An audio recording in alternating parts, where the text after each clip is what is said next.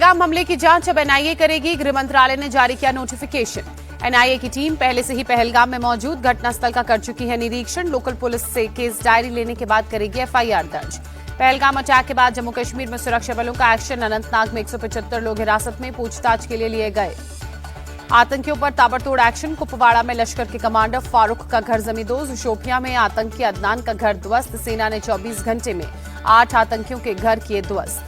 Jammu Kashmir police ने श्रीनगर में आतंकियों के 64 सहयोगियों के घर पर छापेमार कार्रवाई की। यूएपीए अधिनियम के तहत जांच को आगे बढ़ाने के लिए तलाशी ली। कुलगाम में आतंकियों के 2 मददगार गिरफ्तार। पुलिस ने 2 पिस्टल, 25 पिस्टल राउंड और 2 मैगजीन जब्त की। जम्मू कश्मीर में 14 स्थानीय आतंकियों की हिटलिस्ट बनाई गई। सोपोर, पुलवामा, शोपियां में एक्टिव हैं आतंकी। कुपवाड़ा में सुरक्षा बलों को बड़ी कामयाबी। माछिल सेक्टर में भारी संख्या में हथियार और गोला बारूद बरामद। आतंकियों के हाइडआउट्स का भी पता चला, हथियार वहां से मिले। श्रीनगर से लौटकर रक्षा मंत्री से मिले सेना प्रमुख, एलओसी के हालात की जानकारी दी। भारत के एक्शन से बैकफुट पर पाकिस्तान। पीएम शहबाज शरीफ ने कहा, पहलगाम अटैक की जांच में शामिल होने की तैयारी। पाकिस्तान के गृहमंत्री मोहसिन नकवी ने पहलगाम हमले की अंतर्राष्ट्रीय जांच की मांग की। कहा, भारत की जांच पर भरोसा नहीं, निष्पक्ष जांच में पूरा सहयोग करेगा पाकिस्तान। जम्मू कश्मीर के मुख्यमंत्री उमर अब्दुल्ला का पलटवार। कहा, पाकिस्तानी पीएम कर रहे हैं पैंतरेबाजी, उन्होंने माना ही नहीं पहलगाम में कुछ हुआ था। केंद्रीय मंत्री सुकांत मजूमदार भी पाकिस्तान पीएम पर भड़के। कहा, क्या चोर कभी अपनी चोरी की जांच कर सकता है? डर के कारण जांच की बात कह रहे हैं। पहलगाम हमले पर आरएसएस प्रमुख मोहन भागवत का बड़ा बयान। कहा, आतंकवादियों को मारना भी राजधर्म है, प्रजा की रक्षा करना राजा का काम। संघ प्रमुख मोहन भागवत ने कहा, अत्याचारियों को मारना नहीं, हिंसा नहीं, जिनका कोई इलाज नहीं उन्हें दूसरी जगह भेज दें। पाकिस्तान के पूर्व विदेश मंत्री बिलावल भुट्टो की गीदड़ भभकी।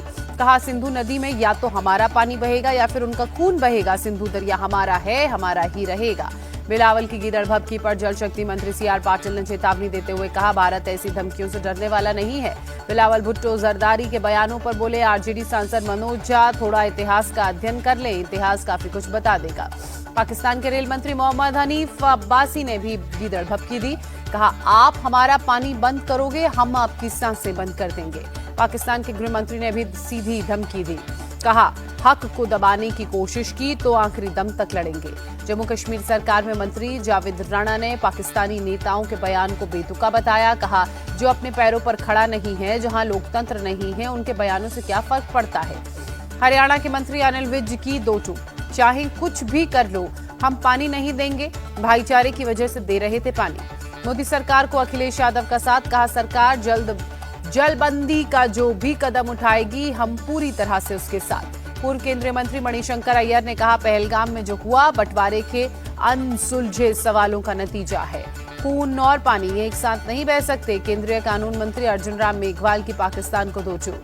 आतंकवाद के खिलाफ भारत सरकार, आतंकियों को नहीं छोड़ा जाएगा, केंद्रीय मंत्री संजय सेठ ने भरोसा दिलाया। भारत के हमले की आशंका से पाकिस्तान में खौफ, अपने फौजियों को बंकर में ही रहने के निर्देश। राजस्थान बॉर्डर के पास सामान जुटा रहा है पाकिस्तान। पहलगाम हमले की जिम्मेदारी से मुकरा टीआरएफ। अटैक के 4 दिन बाद कहा, हमारा इससे कोई लेना देना नहीं। वेबसाइट हैक कर जिम्मेदारी वाली पोस्ट की गई। डर के साए में पाकिस्तानी आर्मी के चीफ असीम मुनीर अपने परिवार को देश से बाहर भेजते नजर आए। कई दूसरे कमांडर्स ने भी अपनी फैमिली को वहां से हटाया। पहलगाम हमले का नया वीडियो सामने आया। टूरिस्ट को गोली मारता दिख रहा आतंकी, सिर झुकवाकर सीधे पर्यटकों के सिर में मारी गोली। पाकिस्तानी नागरिकों को जारी किए गए सभी मौजूदा वैलिड वीजा आज से रद्द हो जाएंगे। पहलगाम अटैक के बाद केंद्र सरकार ने जारी किया था आदेश। गृह मंत्रालय की ओर से सभी राज्यों को दिए गए हैं आदेश। पाकिस्तानी नागरिकों की पहचान कर उन्हें वापस भेजा जाए। मेडिकल वीजा वाले पाकिस्तानियों को 29 अप्रैल तक भारत छोड़ने की डेडलाइन दी गई। हरियाणा के मुख्यमंत्री नायब सिंह सैनी का बयान। बोले, हमारे सुरक्षा के इंतजाम पूरे, अब आतंकवाद के खिलाफ मजबूत लड़ाई का समय। नायब सिंह सैनी ने पुलिस को दिया निर्देश, पाकिस्तानी नागरिकों को ट्रेस कर हरियाणा से बाहर किया जाए। बोले, हमारे प्रदेश में उनके लिए कोई जगह नहीं।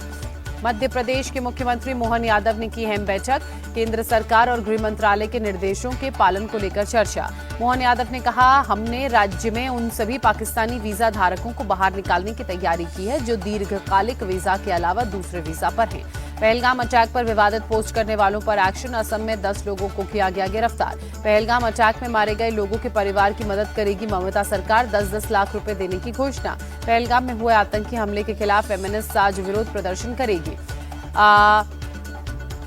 सेक्वेलिम में पहलगाम आतंकी हमले के खिलाफ मार्च। गोवा के मुख्यमंत्री प्रमोद सावंत भी प्रदर्शन में शामिल हुए।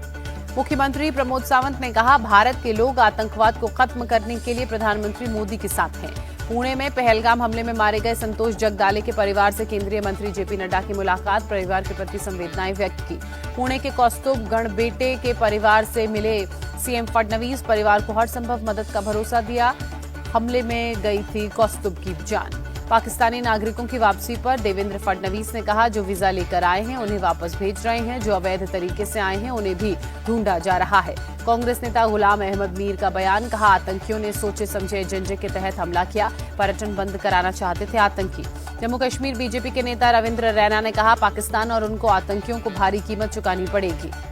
आरजेडी नेता तेजस्वी यादव ने कहा, आतंकवाद को जड़ से खत्म करना चाहिए। सरकार के हर एक्शन को हमारा समर्थन। पहलगाम हमले के बाद अलर्ट पर लखनऊ पुलिस। एक होटल से ओमान के 5 नागरिकों को पकड़ा। प्रशासन की बिना इजाजत के रुके थे सभी। होटल ने लखनऊ पुलिस के मैनेजर और मालिक पर भी पुलिस ने केस दर्ज किया। होटल मालिक ने नहीं भरा था सी फॉर्म, न ही फॉरेनर्स रजिस्ट्रेशन ऑफिस को दी गई थी जानकारी।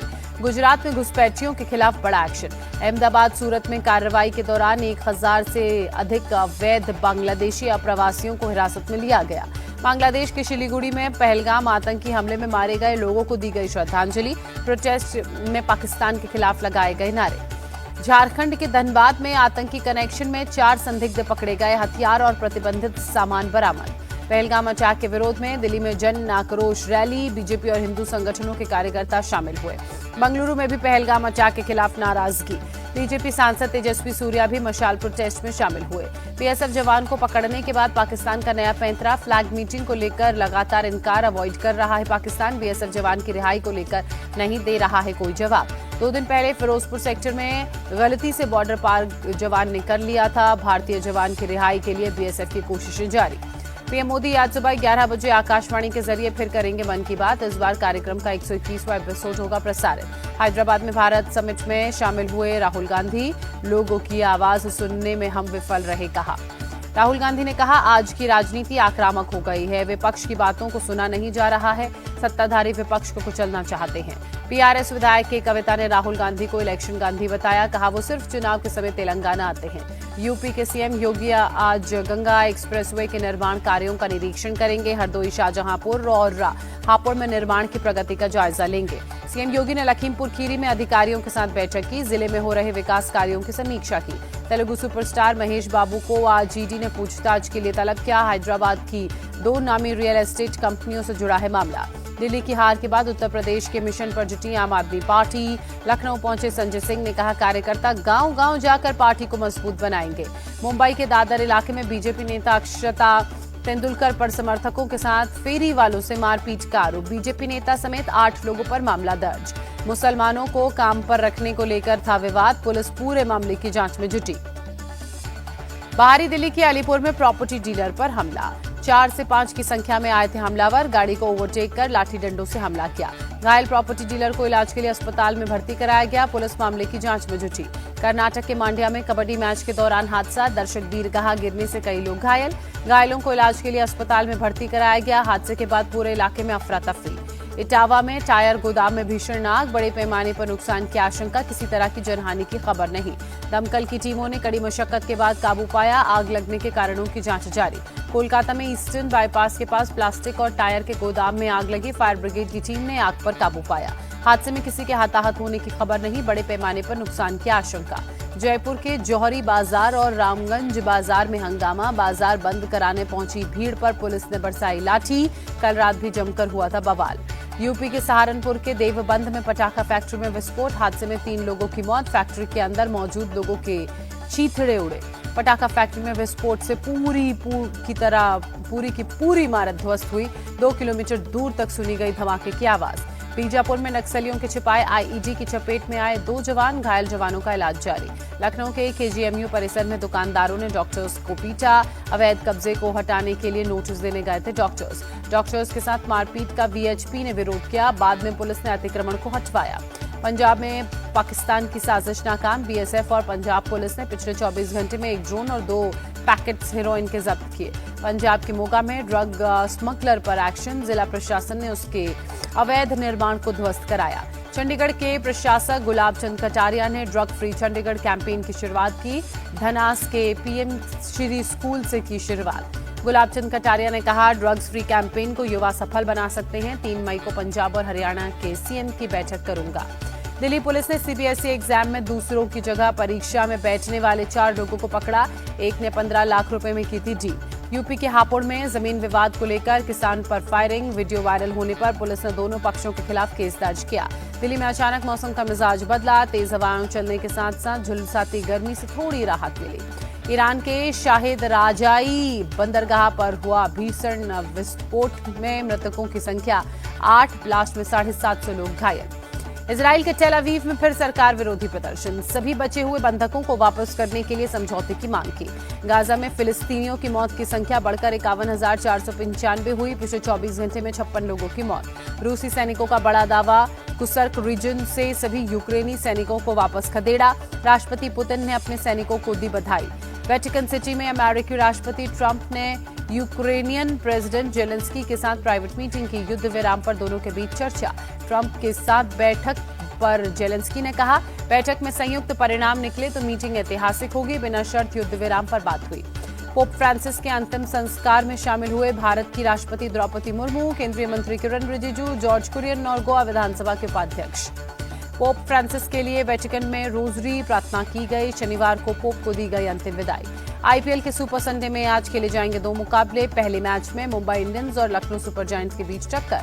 मुंबई के वानखेड़े में लखनऊ के हिसाब बराबर करने उतरेगी मुंबई।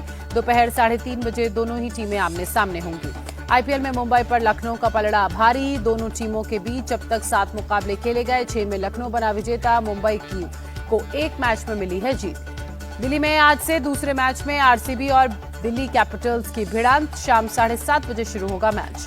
दिल्ली कैपिटल्स और रॉयल चैलेंजर्स बेंगलुरु का आईपीएल में 32 बार आमना सामना हुआ। 19 बार बेंगलुरु ने हासिल की जीत तो 12 मैचों में दिल्ली बनी विजेता। 1 मैच रहा बेनतीजा।